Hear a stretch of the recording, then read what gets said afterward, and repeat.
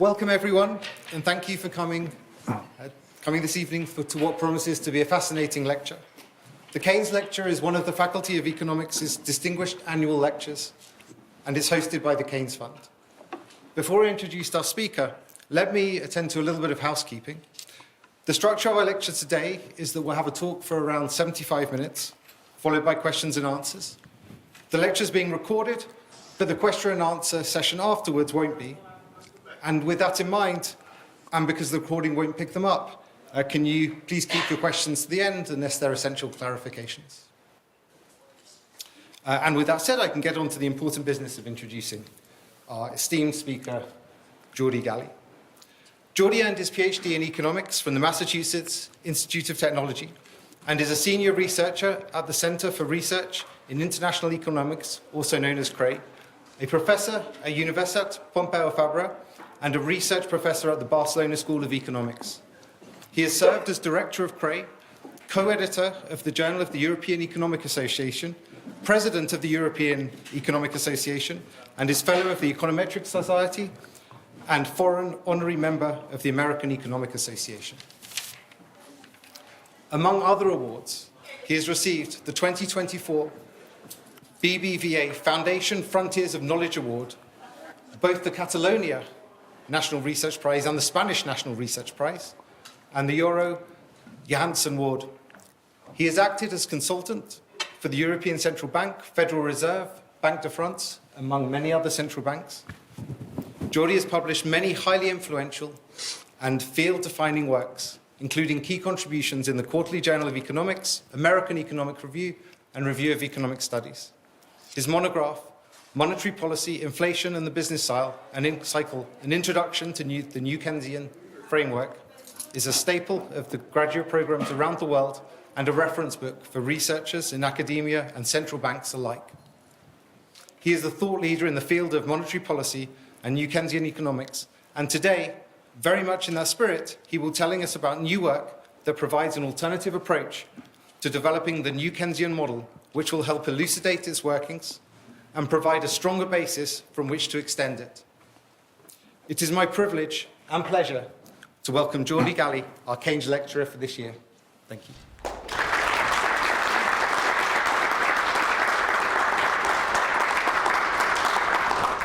Okay, well, thank you very much for your kind introduction. It's a real pleasure to be here, so I'm very grateful to the Keynes Fund and to the Faculty of Economics for inviting me. So this will be an unusual lecture in the sense that it will certainly not be a typical seminar in which I present some novel results, either empirical or some new model that overcomes perhaps the shortcomings of previous models. Or it won't be a review or an overview of a research line of mine or of others. Instead, it will be a lecture about a very well-known standard model, the new Keynesian model, that it's taught in many PhD macro sequences, and which is the core of most of the models that we use in modern macro for understanding economic fluctuations and their interaction with monetary and fiscal policy. So what's the point of talking about a model that is very familiar to many of you? Well, I've been teaching this model for many years now, too many, well, maybe about 25 years. Much of my research is based on some version or extension of a model like the one I will be discussing here. So obviously there must be something I like about the model. Otherwise I would feel like I've been wasting all this time. But at the same time, I have to say that over the years, there is something that some kind of insatisfaction about the way the model was presented, the way people, including myself, use this model, interpret it, and so on. And so what I will try to do today is to share some of my thoughts about this, okay? And my only hope is that you don't find it completely useless, okay? So, very good. So, just a brief reminder of what we mean by the new Keynesian model. So the key elements, like in most Keynesian models, are some kind of monopolistic competition in goods and or labor markets, and price or wage rigidities of some sort, nominal rigidities.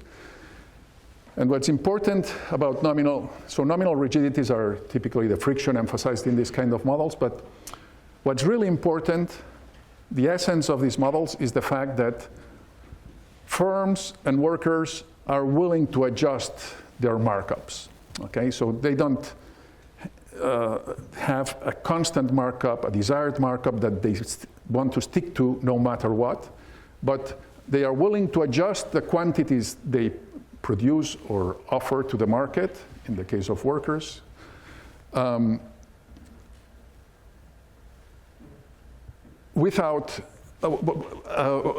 allowing the markup to adjust, okay? So that's the key thing, and that's why, sticky prices or sticky wages, sticky prices and sticky wages are a natural way to attain that markup elasticity, markup flexibility if you want, but they are not the only way. You can have endogenous markups through different channels.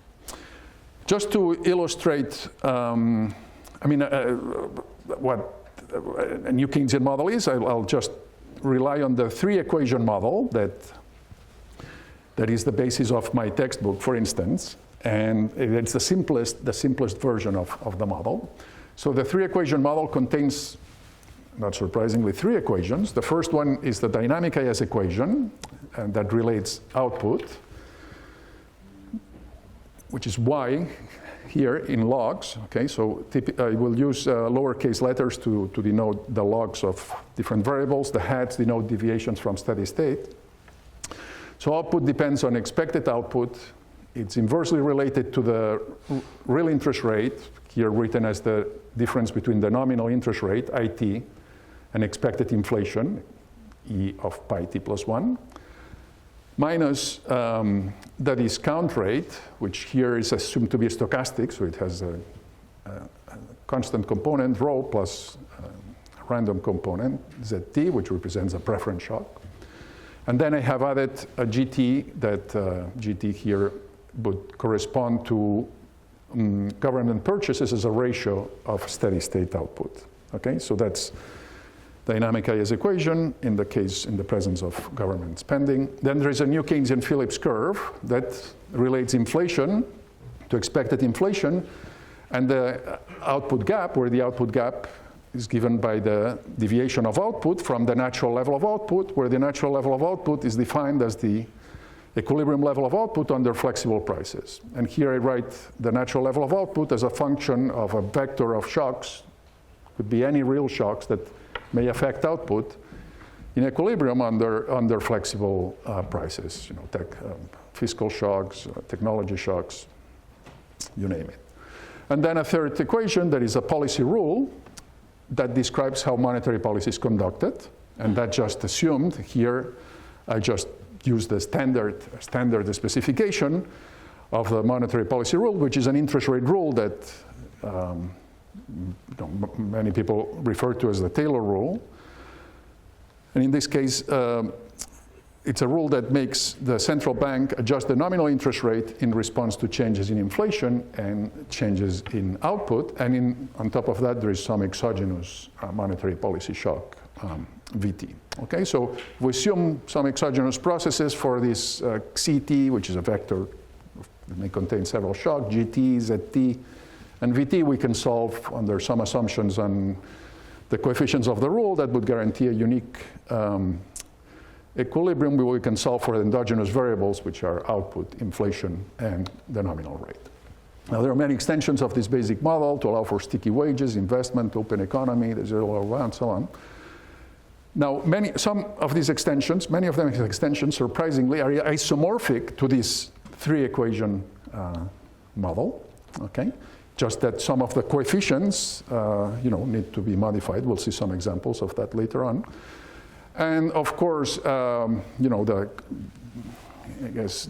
we have the estimated DIGE models that central banks used, in which all these elements are just put together because you want to have a model as realistic as possible with all the bells and whistles, and you take that to the data.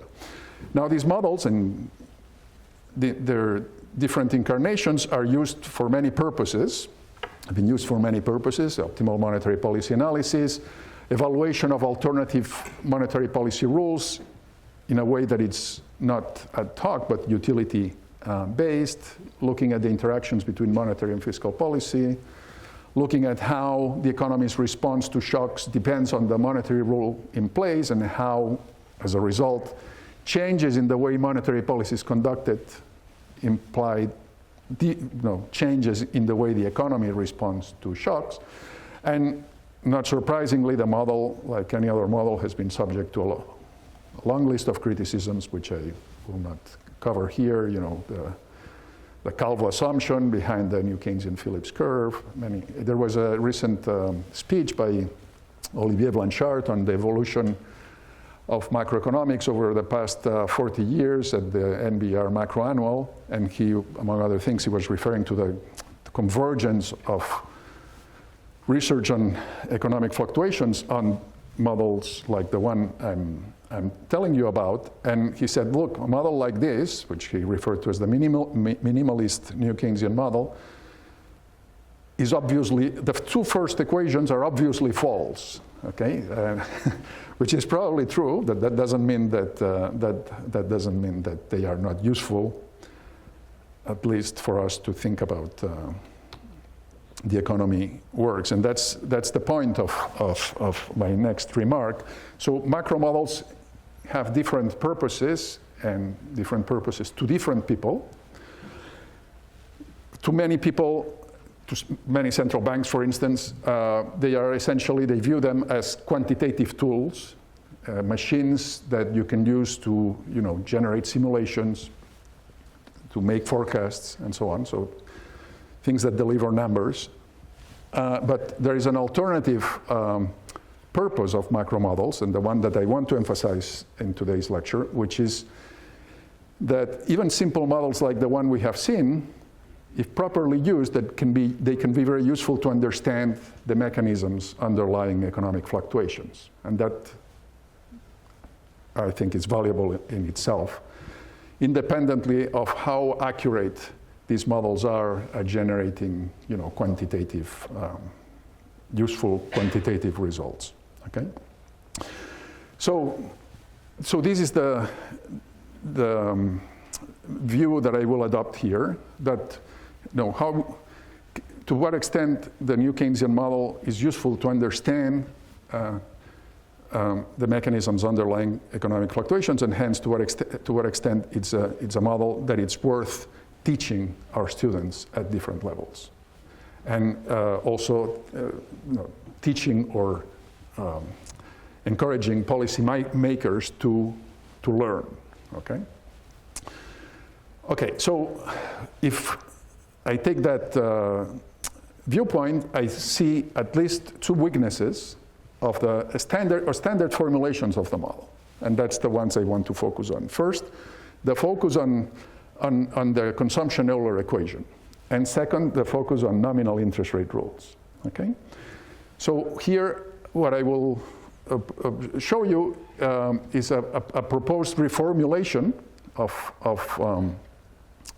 a block, what we can call the aggregate demand block of the new Keynesian model. That is the block involving the dynamic IS equation and the monetary policy rule. Okay, I won't say anything about the new Keynesian Phillips curve. And the proposed reformulation is one that focuses on the consumption function instead, as opposed to the Euler equation, and on real interest rate rules as opposed to rules that described how the nominal rate should be adjusted. Okay? Now, many of the things that I told you about are things, bits and pieces of them you can find in many papers, and over the years, I've seen some of those, many of those papers have inspired my thinking about this. And you find them in places where people really need to adopt that perspective, because otherwise they wouldn't have made much progress. So, for instance, in some of the empirical work on consumption from the 80s by John Campbell and Campbell and Deaton, in models with imperfect information in which expectations about future variables play a central role, like here are some illustrations of those papers, you also find that that approach is adopted. That is, in particular, I'm referring here to the approach of emphasizing a consumption function as opposed to an Euler equation. Models with heterogeneous agents, there are different incarnations. Tank models for two-agent New Keynesian models. For those of you who are not in the in this literature, Hank models for heterogeneous agent New Keynesian models. Also in OLG models, New Keynesian OLG models. So in all those models, there is no simple way of aggregating Euler equations.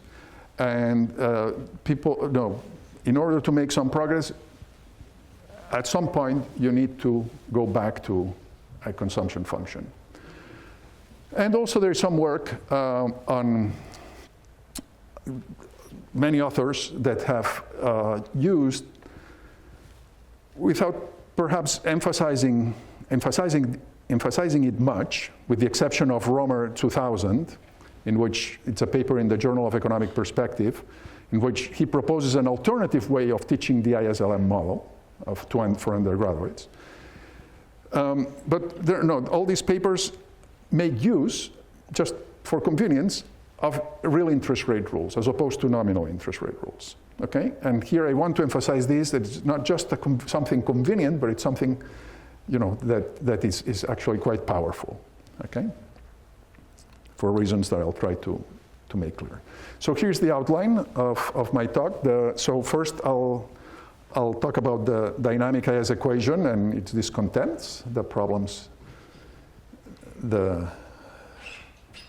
at least the reasons why I'm not happy about the way we formulate that, and then I will propose an explicit reformulation of the New Keynesian model. The model will be the same. I'm not going to change the model. The model, it's not the model that I just showed. I will work all the time with the model that I just showed you. I just will change the way to present it, okay? And we'll consider two cases, the case of a representative consumer, and then I will look at the model with heterogeneity, a simple model with heterogeneity, which will be a version of a two-agent New Keynesian model. I'll say 2 lines, literally, on possible extensions, and I'll conclude. Okay, so let me discuss the problems with the dynamic IS equation. Okay, so here's how the dynamic IS equation is derived in a nutshell. Okay, so assume that the marginal utility of consumption is given by this expression that you see here. Okay, so this big phi t, you can think of it as a shock to the discount factor, and this comes from it's consistent with a CREI utility function, sigma being the degree of risk aversion. Very good. The standard consumer Euler equation, that is the intertemporal optimality condition in the consumer problem that one can obtain with this utility function after log linearizing it. Remember, lowercase letters denote logs, hats denote deviations from steady state, is given by this. We're now, as a matter of notation at this point, okay, just notation, I'm defining RT as the real interest rate, as the nominal rate minus expected inflation. And ZT, I'm defining as this forward difference or forward expectational difference function of the phi t, just for convenience, okay? Very good, so that's the Euler equation. Then let's combine this with a goods market clearing condition. And let's, for simplicity, to simplify the algebra and with no loss of generality, let's assume that steady state government purchases are 0, okay? So that allows me to write down the goods market clearing condition like this, in this simple log linear form, okay, where G is not, in this case, I'm breaking my rule, it's not the log of government purchases, it's just the ratio of government purchases to steady state output, okay? Very good. Now combine both equations, substitute for consumption here, using the goods market clearing condition, and you get the dynamic IS equation that we saw earlier. Okay? And one can show that an equation that is isomorphic to this one can be derived in models that are more complicated than this, including open economy models and models with some simple models with heterogeneity, okay?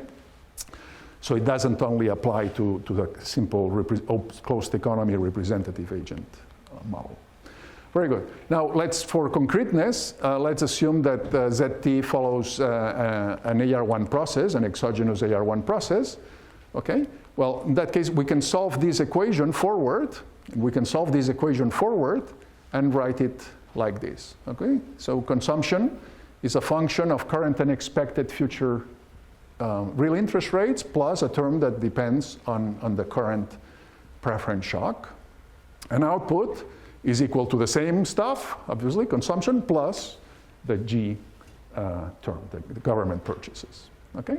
Very good. So now, so this is the way, certainly the way I teach this model, the way it is described in my textbook, and I believe the way it is taught and thought of by most people who use this model on a daily basis, okay? But to me, this makes me very unhappy because the model, the way I have formulated the dynamic IS equation cannot answer, at least it cannot answer in a trivial way or in an easy way or in an obvious way many questions, okay? For instance, what is the effect of a tax cut that is deficit financed, okay? Well, we know that in this model, Ricardian equivalence holds. Let's assume that we're talking about lump sum taxes. Ricardian equivalence holds. It's a representative, infinitely lived, representative household, and so on. So we know that a tax cut has no effect.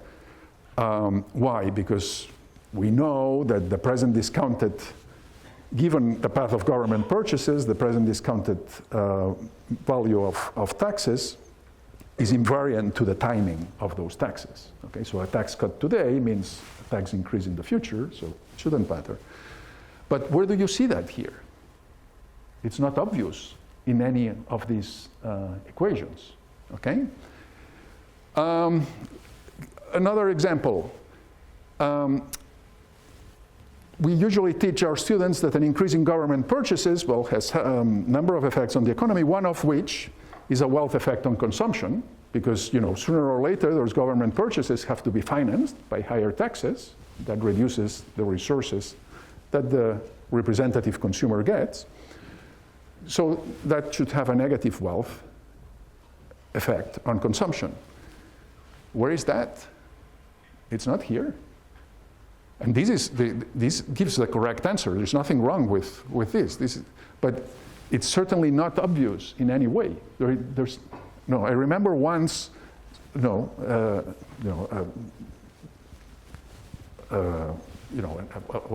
macroeconomist came to me and said, look, all this thing about wealth effects of government purchases, that's not true. It's not there, no?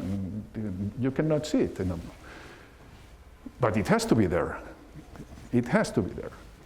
What is the impact of a stock price bubble? Suppose, okay, in the background, in this model, there are firms, the representative household owns the shares in those firms. So one would think that, fluctuations in the value of those shares would have an impact on consumption and aggregate demand and hence output and so on. And if there are, bubbles or deviations from fundamentals or bubble crashes and so on, all that would have an effect. Where do we see that? It's not here.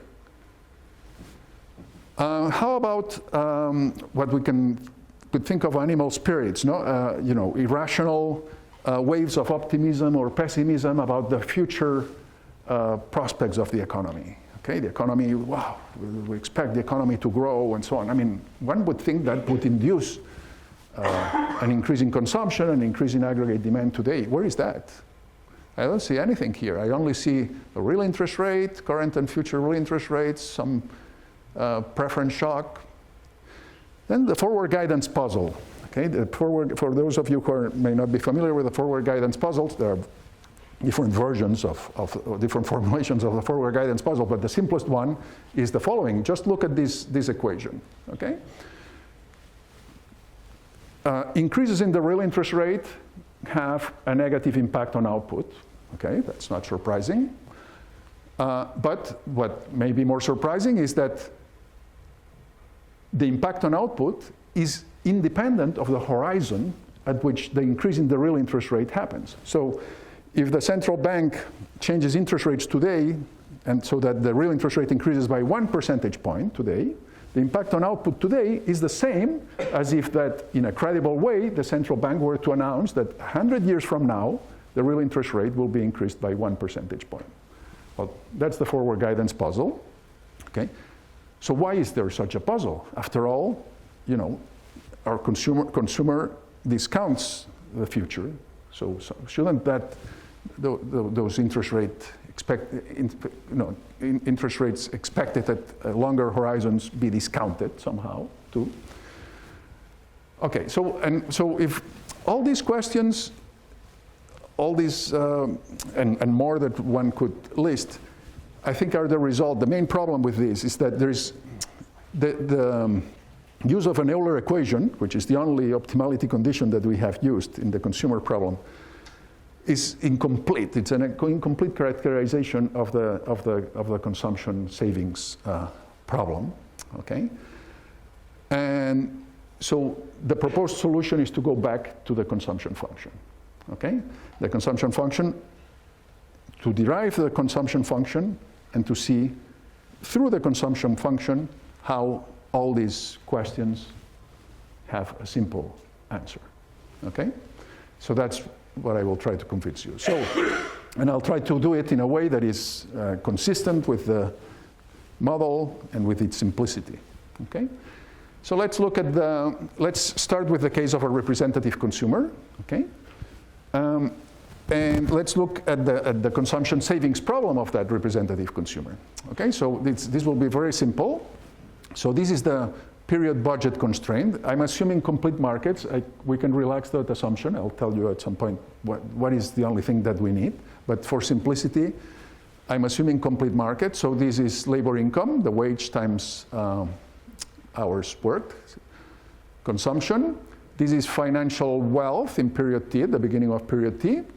This will be financial wealth in period T plus 1. So with complete markets, the current market value, what we need to, the price of the portfolio that we need to buy in order to get this financial payoff in period T plus 1 is given by this expression, where this is a stochastic discount factor, which is just a normalized, would be a normalized price of an arrow security. Okay? Very good. Now we can solve this forward, and using a standard transversality condition, we get what we call the intertemporal budget constraint, from now on CIBC, to distinguish it from the government intertemporal budget constraint, which will be the GIBC. Okay? And we get this. So this is very standard. So some discounted value of current and future consumption must be equal to the discounted value of labor income plus current financial wealth. Couldn't be more standard. Okay? Now let's look at the optimality condition of this problem, of the consumer's problem. So the optimality condition looks like this. So state by state, in the case of complete markets, this must hold. Okay, this is notation for the marginal utility of consumption. Okay, and from now on, just for simplicity, I'll make the assumption that I made earlier. So I'll work with this particular, I'll assume that the marginal utility of consumption is given by this expression, and there is a discount factor beta. Okay, so the optimality condition can be written down like this. Okay, so this relates the consumption in period t with consumption in period t plus k to the stochastic discount factor.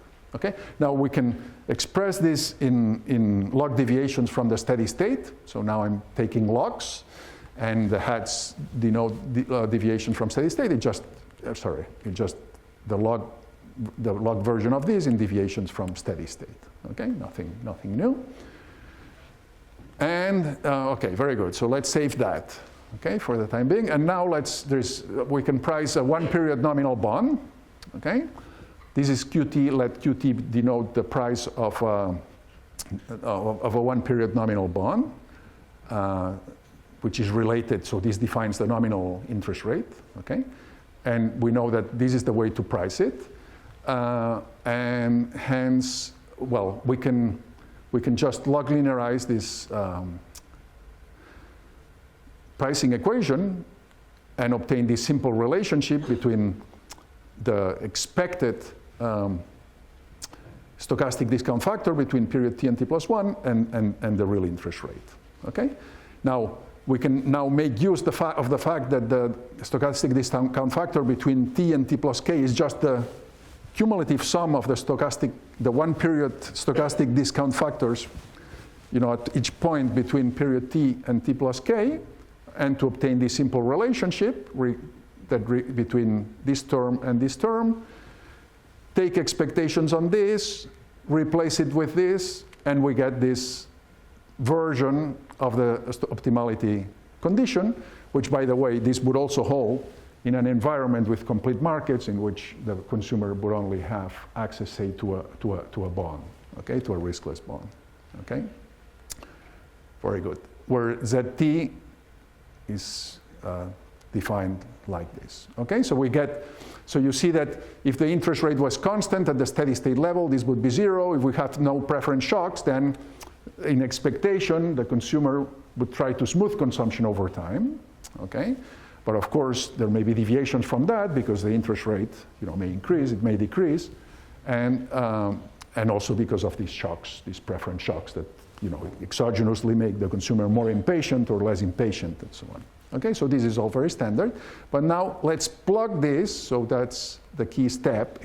Let's plug this into the, where is it? Okay, no, I haven't shown it to you yet. Okay, so let's save it. Let's save it for the time being.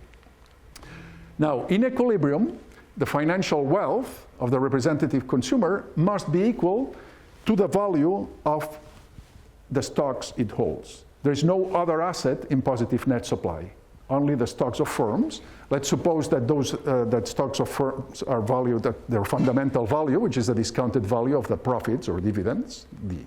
Okay? So, and now, so we can replace AT here with the discounted value of dividends, and now you can combine it. You can combine it with this sum, and you can see that the right-hand side of the intertemporal budget constraint is just the discounted value of total income, where total income is labor income plus dividends.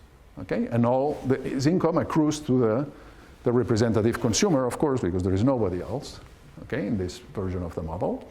Very good. So that's the budget, the intertemporal budget constraint, taking into account this condition that must hold in equilibrium. Now let's log linearize the intertemporal budget constraint around the steady state in which output equals consumption, that is, in which the government purchases are 0. Later on, I will introduce, I will deviate from that. And this is the log linearized version of the intertemporal budget constraint. Some discounted value of current and future consumption must equal the discounted value of current and future total income, including dividends. Okay?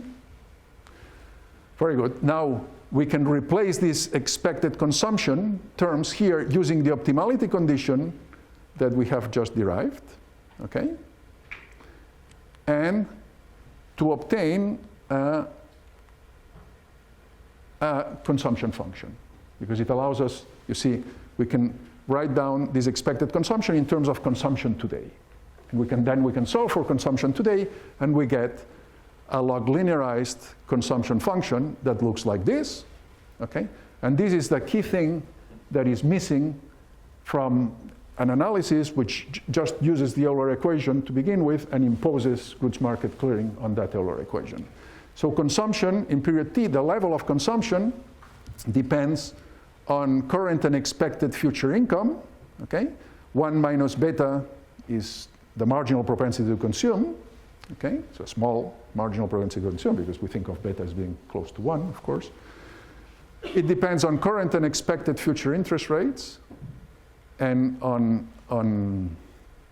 ZT. This is actually current and expected future preference shocks, but I'm assuming that for simplicity that follows an AR1 process, so we can write it down as a function of current ZT. So here it is again. So more on this. I'll comment on this in a second, but I want to make a couple of changes before. Let me first. Let's introduce a console, a long-term bond. Take the extreme case, a console which pays 1 unit of the consumption good, a real console, 1 unit of a consumption good each period forever. Okay, one can show that the normalized, that is annualized, or if the year was the period, whatever is the period. Okay, the normalized return or yield on that long-term bond, okay, L for long-term here, is just a weighted average of current and expected future short-term real interest rates, or yields on the one-period bond. Okay, so that's the log linearized version. So we're going to use this, and we can use it to replace this term here. And then you see this infinite sum here. I want to partition it into 2 terms, one that includes just the contemporaneous output and one that includes expected future output. Okay? So we can write down the consumption function like this. Okay? So this makes clear a number of things. First, marginal propensity to consume for current income is 1 minus beta, so very low, not surprisingly, for this infinitely lived consumer that has access to financial markets, okay? Perfect access to financial markets. There is a role for future income, okay, at all horizons, okay? That's not obvious from the Euler equation. It's not something that you see, okay? So changes in expectations about future income, okay, that I forgot whether I mentioned this. I'm summarizing the future, the terms other than the first term in this sum. I'm just denoting them by xt. Okay, so notice that the sum starts with 1 here. Okay, so these are expectations about future income. Then we have the long-term real interest rate, and we have the preference shock that will be, an exogenous shock that will drive fluctuations here. Okay, so observations. As I said, we see clearly what the marginal propensity to consume is. We didn't see it from the Euler equation. We see that there is a role for expected future income. We didn't see it in the dynamic IS equation. We see that there is, what is this? What does this term capture? This term captures intertemporal substitution from changes in RT. We see it from the way we derived this, okay? It captures the fact that changes in interest rates at any horizon will lead to reallocation of consumption over time. Okay, and this is captured by this, and this is the only effect that exists or through which interest rates have an impact on this model. In particular, there is no income effect on this model from changes in interest rates. Why there is no income effect, in contrast with models that we'll see later?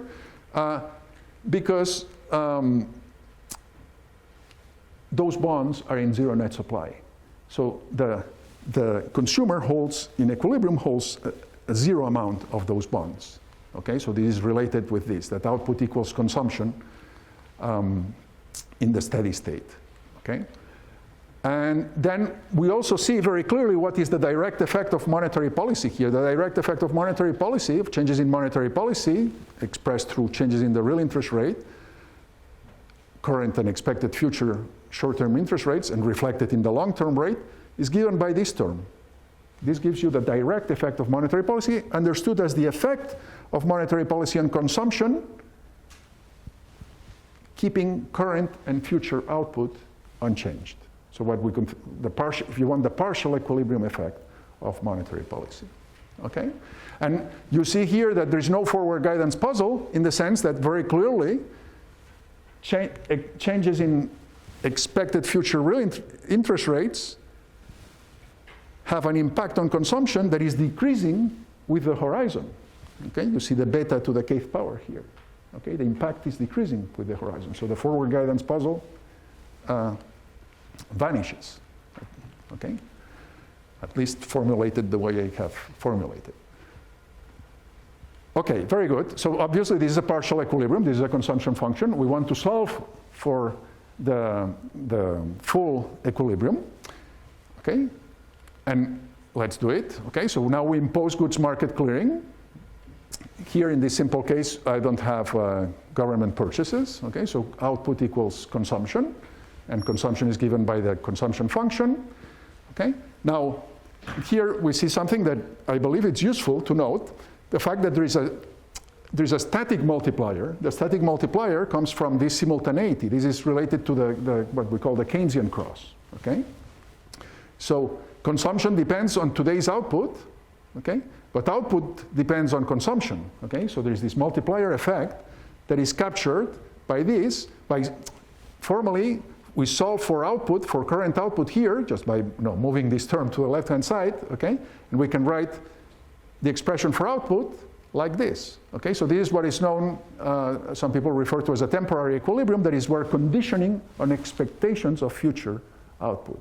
Okay, we're taking those expectations as given and solving for current output. And this, what is this? Capital lambda, okay, it's just 1 over 1 minus the marginal propensity to consume. That's the standard multiplier of in the simple Keynesian cross model. Now the marginal propensity to consume here is 1 minus beta, so this boils down to 1 over beta, which will be larger than 1, but just slightly larger than 1. So it will be a small multiplier.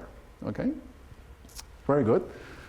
Now we can use the fact that this lambda equals 1 over beta, so you can see that when we multiply it by beta, this cancels, so it's equal to 1. Okay, so we can rewrite the equation like this. And now, okay, and this would be the graphical representation. Okay, so this is the consumption function. Okay, the slope, it's very flat because the slope is given by 1 minus beta. If there is a change in, say, the preference shock, an increase in z, okay, this shifts up. Okay, and the multiplier effect. Okay, so this distance here between the orange lines will be the direct effect of the preference shock, and this additional impact here is the result of the multiplier, which is tiny, okay, because it's just 1 over beta, okay? But of course, we don't want to stop here, okay? We want to look at the full general equilibrium, okay? That is, we want to recognize that these expectations about future output are not exogenous, but future output will be determined by an equation very much like this. And we want to take that into account. Okay? How do we do that? Well, the way to do that is just to impose that those future output will follow an identical equation. And the simplest way is to apply this operator, where this is the expectational forward operator. Okay? To the previous equation, and we get this. We get this, which simplifies to this. And what is this? This is just the standard dynamic IS equation that I showed you at the beginning. Okay? But now, in order to derive this, we have taken 3 steps. And I think taking those 3 steps is useful for understanding what this equation does. The 3 steps are, first, the derivation of the consumption function in partial equilibrium. Okay? Second, the recognition of these static multiplier effects that I mentioned here. And then the recognition that beyond the static multiplier effects, there are dynamic multiplier effects, because expected future output is not exogenous. The expectations are not exogenous, but it is driven by the same equation in the future, by the same equation that determines current output today. Okay? But none of this, you see, okay, this would be the full dynamic multiplier. Okay? Very good. So again, the dynamic of this equation was correct. Okay? But I have derived it in a way that I think it's much more insightful than just assuming an Euler equation to begin with and then imposing goods market clearing, which is the standard way most of us proceed with. Very good. Now we need to close the model. All this was, I said, full general equilibrium, but this was not really full general equilibrium because everything was conditional on the real interest rate, was taking as given the path of the interest rate. Okay?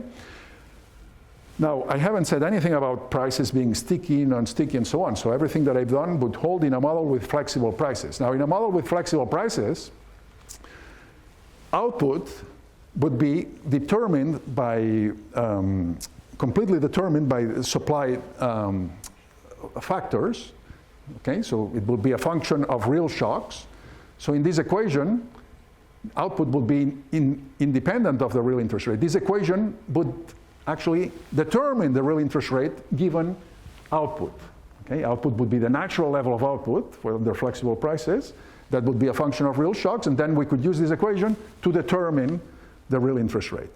Okay, very good. That's the end of the story. That's not the kind of world that I'm interested in.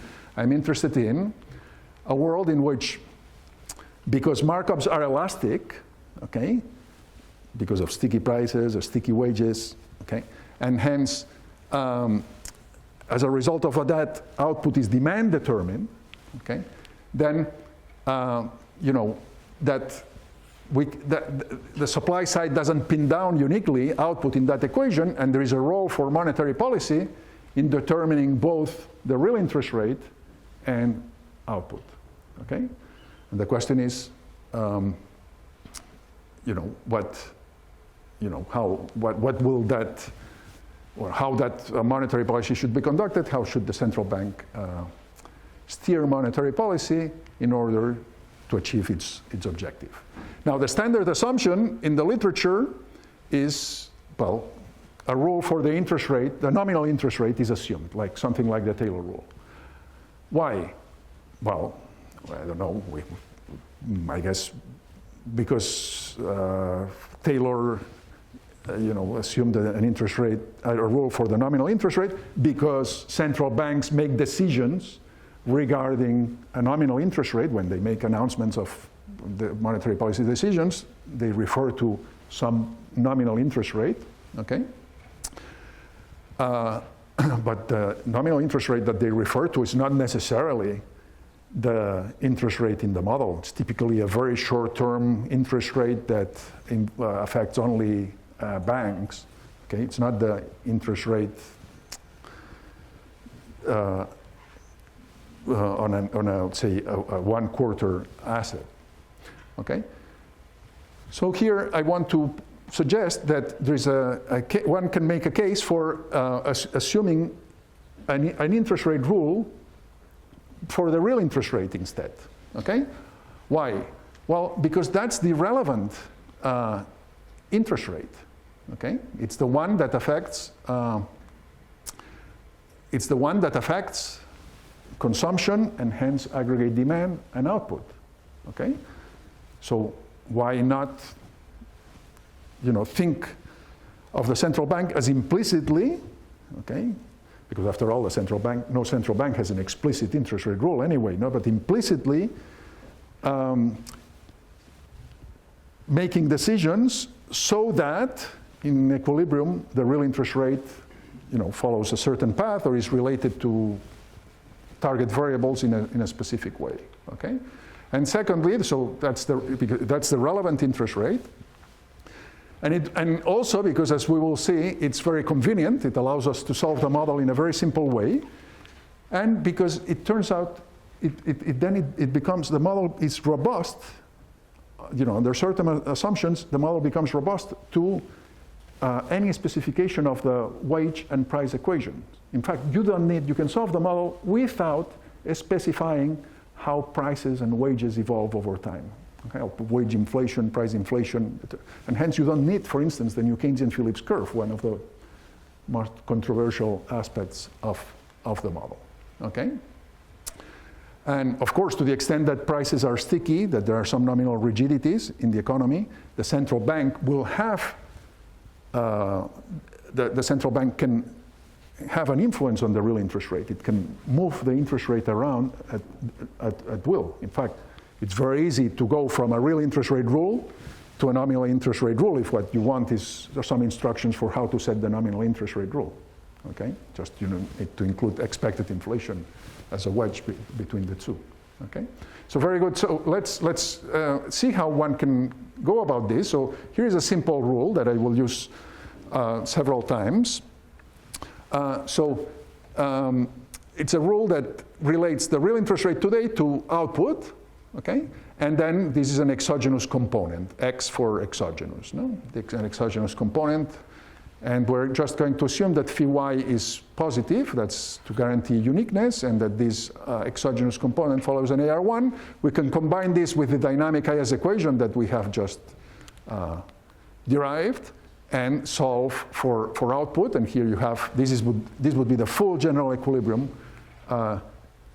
expression for output as a function of ZT, the preference shock, and as a function of the exogenous component of the monetary policy rule. Okay, and this will be true independently of how inflation, price inflation, or wage inflation are determined.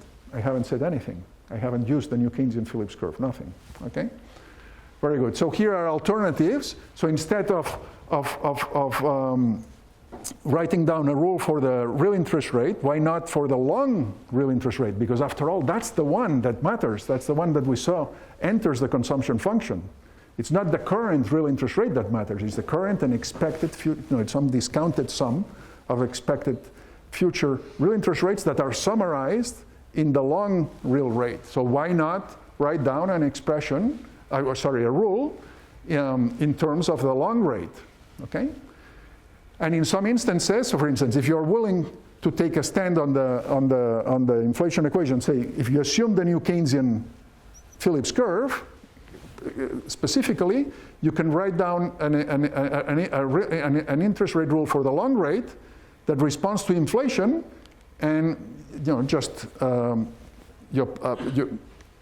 can use the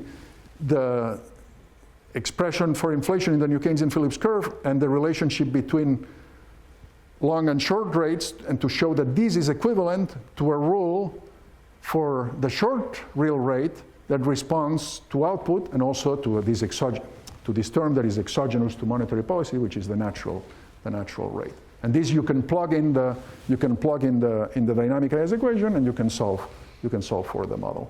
Okay, but again, this requires taking more of a stand on how inflation is determined. Okay, so now let me show you a number of applications. I'll try to go quick on this. So I'll skip some of the derivations, but some applications to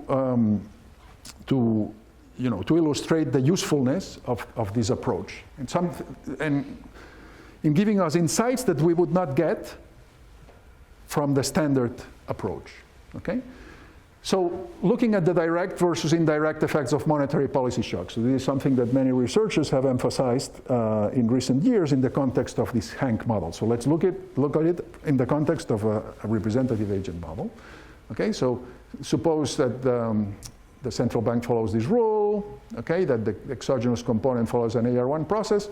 We can solve in equilibrium, and actually we can turn off now, for the purposes of this exercise, we can turn off the Let's turn off the ZT. This shouldn't be, this first term here shouldn't be here. The only shocks I'm considering are the exogenous shocks.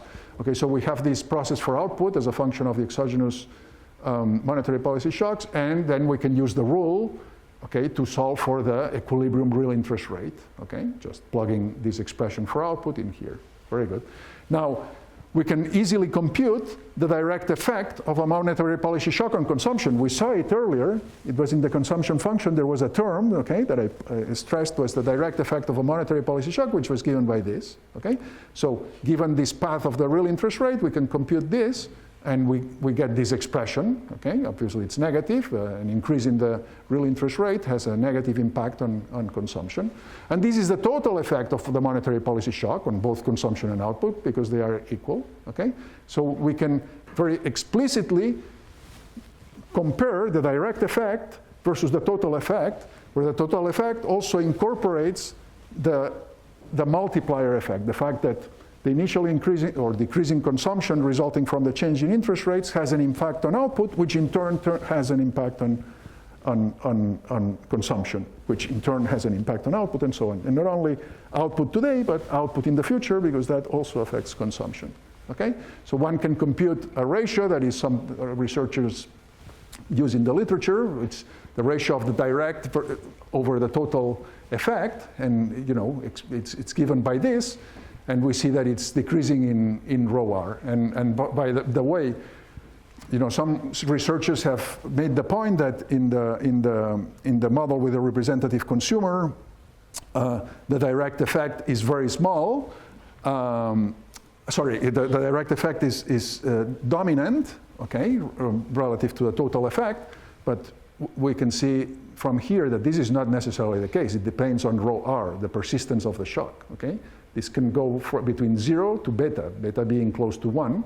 Okay, so if the shock is IID, if it's pure white noise, then this ratio equals beta. Okay, and then much of the total effect comes from the direct effect.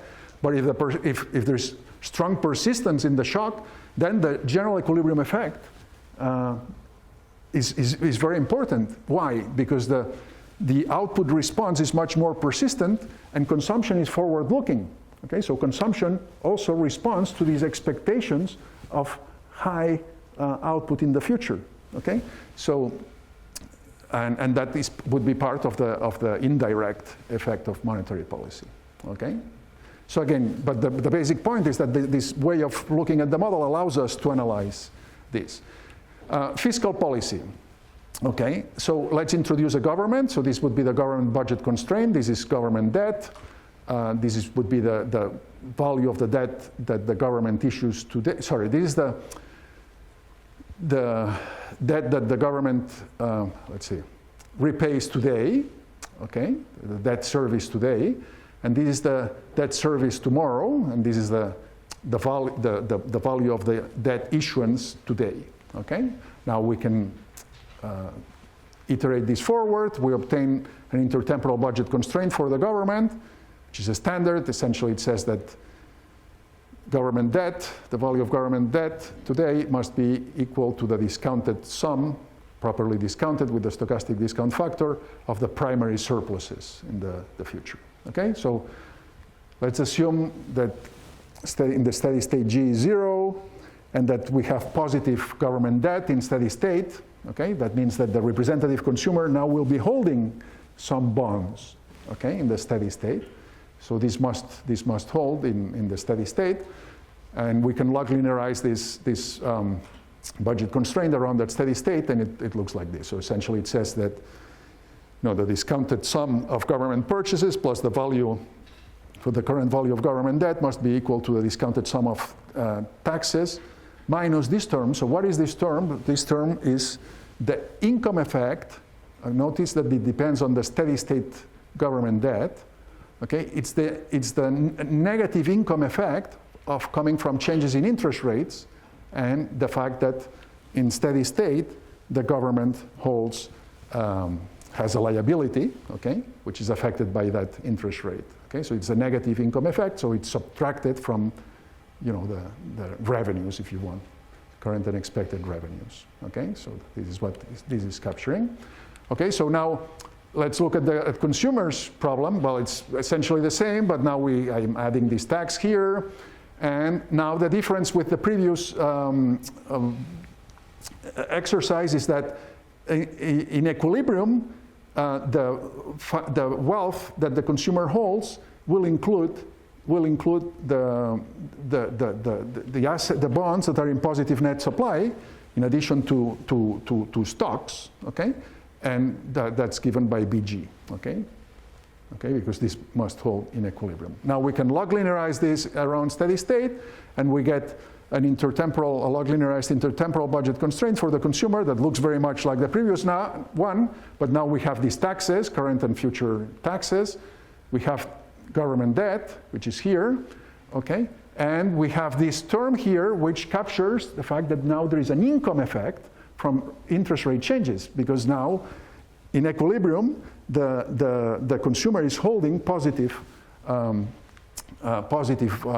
amount of bonds. Okay, in the standard formulation of the model, this would be completely missed. Okay. In fact, a student can go through all this without recognizing the existence of income effects, substitution effects on consumption, without an explicit formulation like this. Now we can combine it with the optimality condition, and as before, now we get a consumption function that looks like this. Okay, so these terms are the same terms that we had before, and then we also combine it with the government intertemporal budget constraint. Okay, so we replace these terms involving taxes and government purchases using the intertemporal budget constraint, and we write it in terms of government purchases, and we see that the only thing that matters is not, and here's where the Ricardian equivalence result emerges very explicitly. Okay, in this model with a representative consumer, the only thing that matters is the current and expected future government purchases. Okay, because that is what is equal to the government debt that consumer holds minus the discounted sum of taxes, okay, taxation. So here we see very explicitly the wealth effects of government purchases. And increasing government purchases, current or future, reduces consumption through a wealth effect, because indirectly this leads to an increase in current and expected future taxes. Okay, very good. So I'm capturing this term of involving current and expected future government purchases by the GP, or GP you can think of as permanent government purchases. Okay, so interesting insights that are missed completely by the standard formulation. Okay, in the resulting consumption function, the income effects drop out; they cancel out. Why? Well, because the income effects of the government cancel out with the income effects of the consumer, okay, which have the opposite sign, okay. Irrelevance of the timing of taxes and government debt, the Ricardian equivalence result, it holds very explicitly here. The only thing that matters is the timing and the path of government purchases, okay. And the reason why government purchases enter the consumption function is precisely because of the negative wealth effect that they generate, because an increasing current or future government purchases implies necessarily an increase in current or future taxes. Okay? And we'll also see that the effect of anticipated changes in government purchases is decreasing in the horizon. Okay?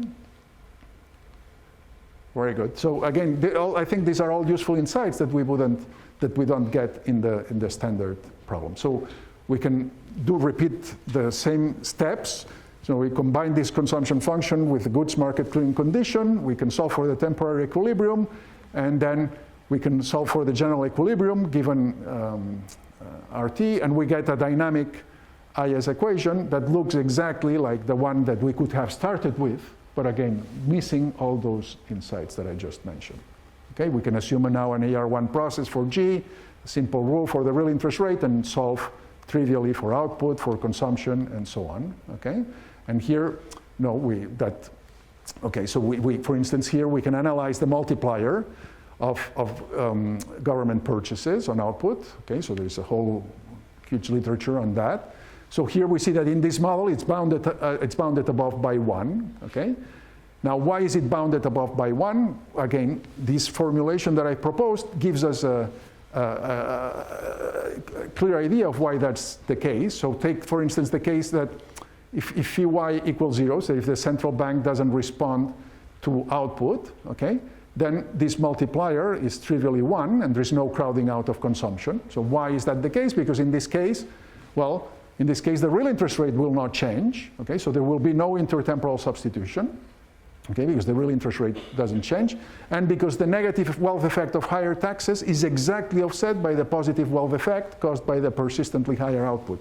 So this term that entered the consumption function, okay, here, you see if interest rates don't change, okay, because the central bank doesn't respond to changes in output, okay, you can see immediately that an equilibrium exists in which output increases 1 for 1 with the change in government purchases, okay, leaves consumption unchanged, okay. Now, if phi y is positive, that is, if the central bank responds to output, then you can see that that consumption goes down, and that the multiplier is less than 1, because now there's intertemporal substitution that will dampen consumption. Now the central bank will raise the interest rate, and that will have through the intertemporal substitution on effect of a change in interest rate, that will reduce consumption, and that will prevent output from increasing as much as G, and hence we will have a negative wealth effect. The negative wealth effect of G will dominate the positive wealth effect of higher output, current and future, okay? Very good. I'll go very fast on this. Okay, so things that you can do. You can decompose the consumption response to an increase in government purchasing in 3 terms, the one resulting from current anticipated taxes, current and anticipated output, the intertemporal substitution from higher interest rates, and so on. Okay, so it allows you to see really what are the mechanisms underlying the change in consumption, and hence the change in output, because in this model, that drives much of the change in output. And in contrast, in the conventional approach, this Euler equation holds. Okay, you start from here and you end here. You can solve this forward, and you get that the consumption, depends on current and real interest rates. That is true. I mean, there's nothing wrong with this. This is true, but this mixes lots of things. It mixes the partial equilibrium with all the temporary equilibrium and the general equilibrium effects. And a simple interpretation of this is, look, the only thing that's, the economist that came to me once, thinking that he had discovered, a new result. Look, the only thing that matters is intertemporal substitution in the new Keynesian model. There are no wealth effects of government purchases, okay? Which is not true. We've seen that, okay? Very good. Other applications. So animal spirits, the use of a consumption function makes clear that consumption depends on expectations of future income, also on expectations of future interest rates, and those expectations may deviate from the rational expectations. So let me denote these subjective expectations with the star. Okay, so we can rewrite this like this, where ST now involves, so now we are back to the rational expectations here, where ST is a term that captures the deviations of current and expected subjective the deviations of current and future subjective expectations about future income with the rational expectations, and the same for the interest rate. Okay, and this we can think of as as fluctuating exogenously, as a result of shocks to what I call here expectational bias or animal spirit shocks. These CT that imply that drive a wedge between subjective expectations about future developments in the economy and rational expectations. Okay, so given this assumption, okay, you can plug this into the consumption function and eventually derive a dynamic equation that you can solve. Okay, so you can have very easily fluctuations driven by animal spirits generated by the model. Okay? If you had followed the standard approach, it would not be obvious how to introduce this to begin with, because these terms, you wouldn't have been using this consumption function, and you wouldn't have been, hence you wouldn't have explicitly using these terms. Okay? The same, and I'll skip this, with irrational bubbles. Okay? Deviations in the valuation of stocks from fundamentals. Okay? So now the value of stocks has a fundamental value plus a bubble component. In this case, the bubble must be irrational, because we know that in a model with an infinitely representative consumer, we cannot have a rational bubble, because it would violate in equilibrium the transversality condition. But, well, we may want to allow for an irrational bubble, an irrational or a deviation from fundamental pricing. And you can see that this will enter the intertemporal budget constraint here. So fluctuations in this will affect the consumption, will affect the consumption function. Okay, here's the consumption function. So, here's the term. Okay, this would be the marginal propensity to consume out of wealth. Okay, so fluctuations in this bubble term will affect consumption, and hence in equilibrium will affect output. Okay, so this is a simple way of introducing these bubbles. And then, just very briefly, let me just point to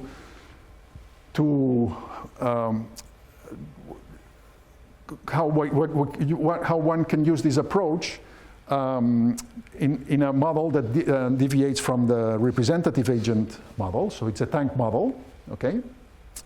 So, and it's, for those of you who are interested, this is what a generalized tank model that we use in a recent paper with my colleague Davide De Bortoli, in which the basic point of the paper was to, kind of unrelated to today's lecture, was to show that there's not much that one can approximate very well a Hank model with idiosyncratic income shocks and so on with a simple tank model, as long as this model is suitably designed. So here's our equation. Our equation says that what you get from a Hank model is just what you get from a tank model plus background noise that is not particularly interesting.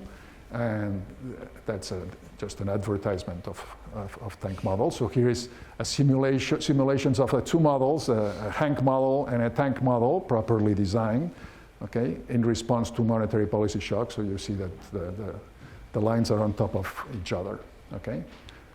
Okay, very good. So let me skip this. Okay, so here's the,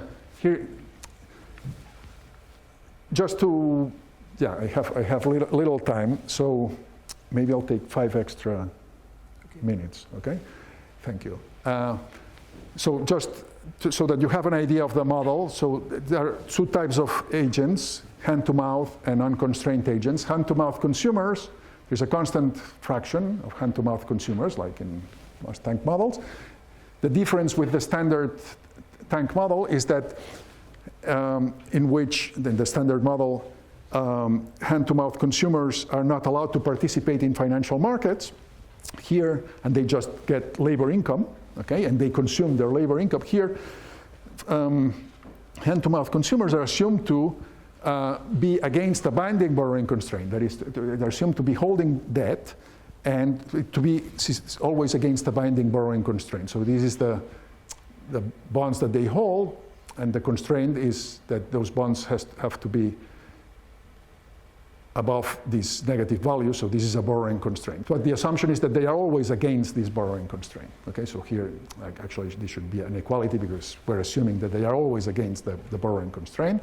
So then you can write down a trivial consumption function for those agents. You're forced to write down, there's no Euler equation for those agents because they cannot intertemporally substitute. And this is the consumption function that involves labor income.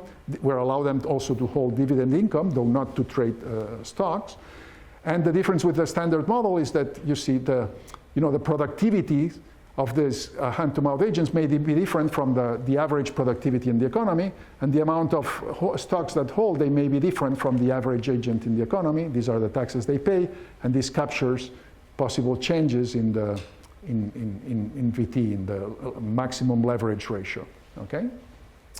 Well, then you can write this as a function of YT and of aggregate output. So this would be the marginal propensity to consume of these agents out of aggregate output, not out of their income, because their marginal propensity to consume out of their income equals 1. And we see that that marginal propensity to consume depends, among other things, on changes in the markup. In the representative agent model, changes in the markup don't really matter in terms of the income of the consumer, because the representative consumer gets income, gets both dividend income and labor, gets all the dividend income and the labor income. Okay, so there's no a composition bias, but here there may be a composition bias because this CH may be different from theta H, in which case, if hand-to-mouth agents get most of their income from labor, say, as opposed to dividends, then changes in the markup will affect their income and hence their consumption. Okay, now for the unconstrained consumer, okay, so then you can log linearize this consumption function and get an expression, in which output enters current output, not future output, okay? Also the markup and so on, okay? The changes in the leverage ratio, and also this term, okay, which is interesting. This is the interest rate exposure effect, okay? How this measures how changes in interest rates today, to the extent that these consumers hold some debts, to the extent that this nu is positive, that would be nu in the steady state, okay? Okay, that affects the resources that they have directly. Changes in interest rate affect the interest rates that they have to pay, and hence the reduction in the resources that they have to consume, okay? So this is the interest rate exposure effect that obviously is not present in the representative agent model. Okay, for the unconstrained consumers, essentially it's the same. It's the same as in the model, the representative agent model. The only difference is that, again, there may be a composition, a bias in the composition of their income, okay, which would be reflected here. And also the difference is that they will be holding positive debt because the hand-to-mouth agents are indebted in the steady state. Someone must be holding that debt, so it's the unconstrained agents. Okay, so now we will have income effects from that. Okay, so well, then we have the government, which is the same as in the standard model. Then one can derive an aggregate consumption equation, okay, as the weighted average of the consumption of the two types, and this is the log linearized version, and this is an equation that is, that contains a lot of information about what drives aggregate consumption and hence output in this economy, which you don't get from just looking at the dynamic IS equation that you can derive anyway. Okay, so for instance, the static marginal propensity to consume. Let's see if I have another representation. No. Okay, so this is the static marginal propensity to consume, which is given by, it's a weighted average with weights lambda and 1 minus lambda of the marginal propensity to consume of the hand-to-mouth and the marginal propensity to consume of the unconstrained, which is much lower because we have this 1 minus beta here. We have this term which captures the effect of expected future income with a weight 1 minus lambda because that matters only for the unconstrained and so on. The effects of changes in markups, okay, because they affect the composition of income and hence the income of both types that have different marginal propensities to consume and so on. Also, we have, this is the standard intertemporal substitution effect of real interest rate changes that affects only the 1 minus lambda fraction of unconstrained consumers, and this captures the income effect of interest rate changes, okay? And now there is an income effect affecting those agents both because they hold government debt in the steady state, but also because they hold the debt issued by the constraint agents and so on. So again, I will skip all this, but one can do a similar analysis of the transmission of monetary policy shocks, look at the direct versus indirect effects. Obviously, in this model with two types of agents, it's much more, it's richer.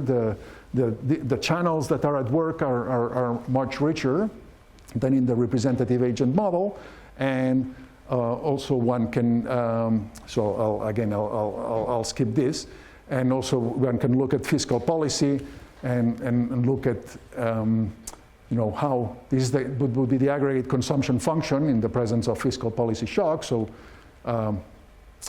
you see, how, for instance, how changes in taxes today affect only the lambda consumers, the hand-to-mouth, whereas the consumption of the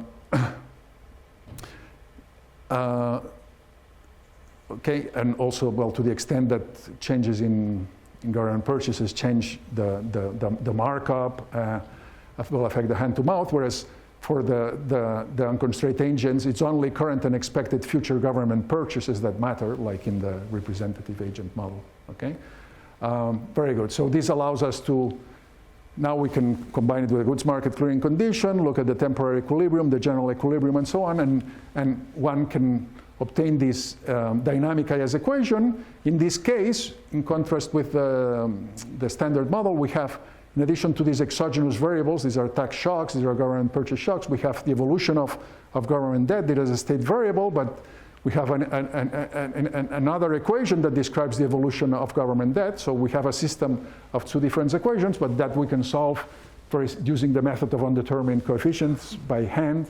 It's very easy, and you can get an expression, a closed form expression for output as a function of the two exogenous shocks and the state variable, which is government purchases, and you can look at the impact of changes in government purchases and taxes. You see these would be the multipliers under alternative assumptions, and I have, unfortunately I don't have time to discuss this, but the important thing is that, so for instance, here I look at the case, the representative agent model obviously is just a limiting case of this, in which the government spending multiplier is 1. Then you have a case in which there is no income composition bias.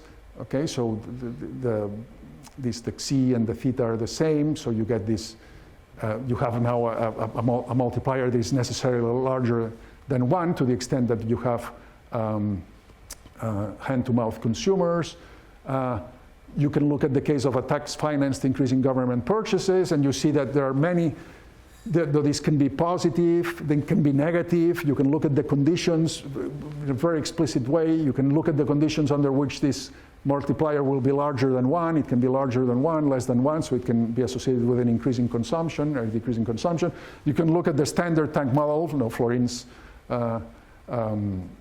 earlier work on tank models would be an example, a particular case of this, in which the hand-to-mouth only have labor income. Okay, you can derive the government spending multiplier in that case, and as Florin has emphasized in his work, the multiplier, the size of the multiplier, depends crucially on the response of the markup to the response of the markup to output, which is measured by this parameter, and so on. Here there are possible extensions. In case of investment, investment depends on expected future marginal products of capital, which in turn depends on expected future output. Okay, so there is a role for expectations about future output, and so that could be incorporated in this approach very easily.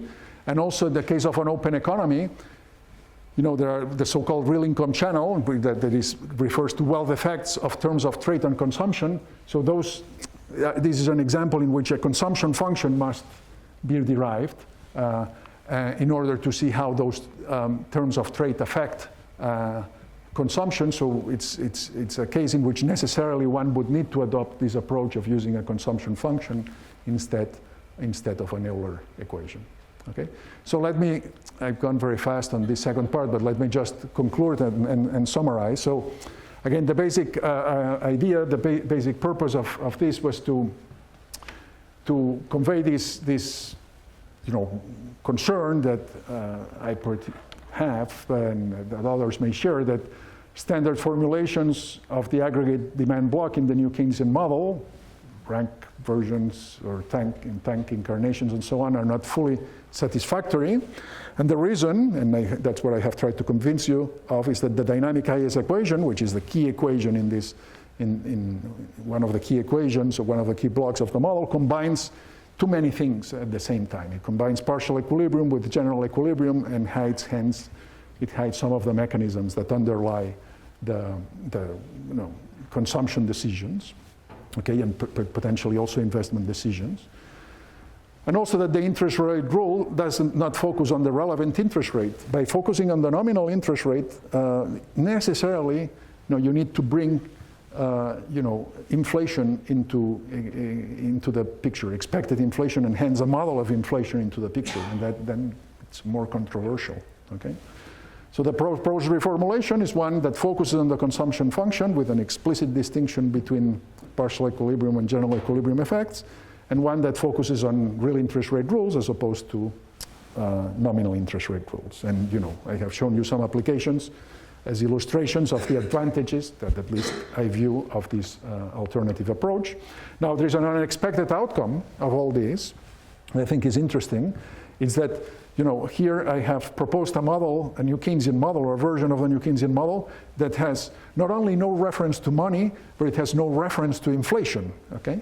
So in a sense, one can view this as a real Keynesian model, and one in which one doesn't need to specify what are the sources of the reason why output is demand determined. One just needs to assume that in the background there are some nominal rigidities of some sort that one doesn't need to specify explicitly, okay, that make output be demand determined. So the main advantage, again, is that no need to take a stand on the right model of inflation at this point. Of course, if the researcher or the central bank or whoever is interested in understanding the behavior of inflation, one needs much more than this. But the advantage versus, say, the Keynesian cross model or the ISLM model that in undergraduate textbooks is that one doesn't need to assume constant prices, which is typically assumed in those models. You have to assume constant prices. Here, no. In the background, inflation must be, following, may vary over time in some way.